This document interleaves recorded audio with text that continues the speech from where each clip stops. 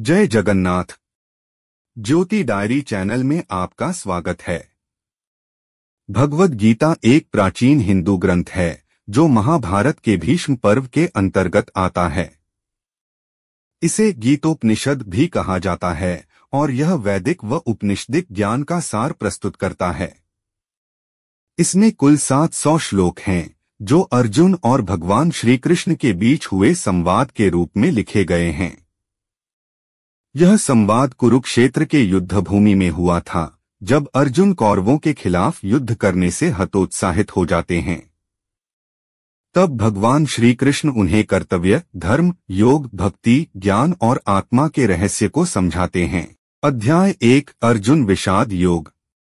इसमें अर्जुन युद्ध भूमि में अपने सगे संबंधियों को देखकर मोहग्रस्त हो जाते हैं और अपने कर्तव्य से विमुख होकर युद्ध न करने का निर्णय लेते हैं। अध्याय 2 सांख्य योग। इसमें श्री कृष्ण आत्मा की अमरता, शरीर के नाशवान होने और निष्काम कर्म की महत्ता का ज्ञान अर्जुन को देते हैं। अध्याय 3 कर्म योग। श्री कृष्ण बताते हैं कि व्यक्ति को बिना फल की चिंता किए अपने कर्तव्य का पालन करना चाहिए। अध्याय 4 ज्ञान कर्म संन्यास योग। इस अध्याय में श्री कृष्ण दिव्य ज्ञान, अवतार के रहस्य और यज्ञ की महिमा का वर्णन करते हैं। अध्याय 5 संन्यास योग।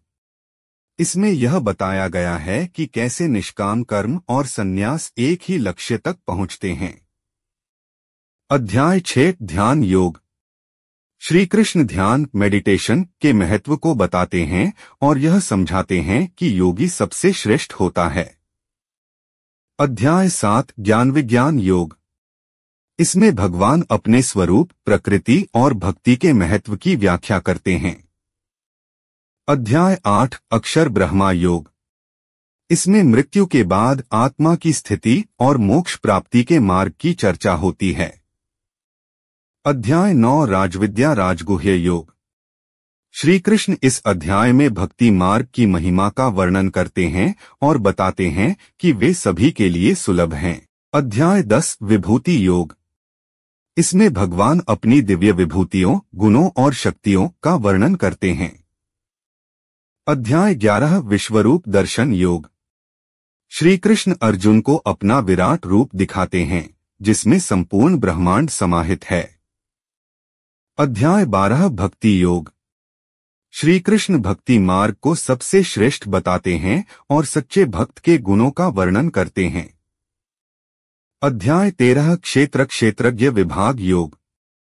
इसमें शरीर, क्षेत्र और आत्मा, क्षेत्रज्ञ के रहस्यों को समझाया गया है। अध्याय 14 गुणत्रय विभाग योग। श्री कृष्ण सत्व, रजस और तमस 3 गुणों के प्रभाव और उनसे मुक्त होने के उपाय बताते हैं। अध्याय 15 पुरुषोत्तम योग। इस अध्याय में संसार को एक पीपल के वृक्ष की तरह बताया गया है और आत्मा एवं परमात्मा के संबंध की चर्चा की गई है। अध्याय 16 दैवासुर संपद विभाग योग। इसमें दैवी और आसुरी प्रवृत्तियों के लक्षण और उनके प्रभाव समझाए गए हैं। अध्याय 17 श्रद्धात्रय विभाग योग।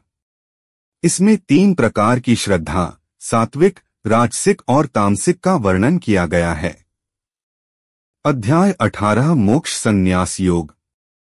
अंतिम अध्याय में श्री कृष्ण पुनः संन्यास और निष्काम कर्म योग की महिमा बताते हैं और अर्जुन को अपना धर्म निभाने की प्रेरणा देते हैं। भगवद गीता का प्रमुख संदेश।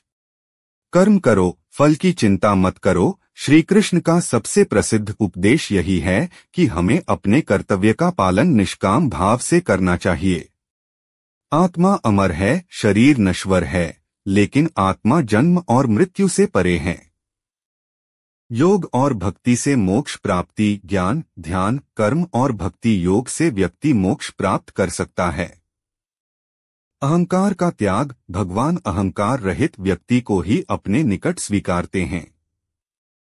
सर्वधर्म परित्यज्य मामेकं शरणं व्रज। श्री कृष्ण कहते हैं कि सभी धर्मों को छोड़कर उनकी शरण में आना ही मोक्ष का मार्ग है।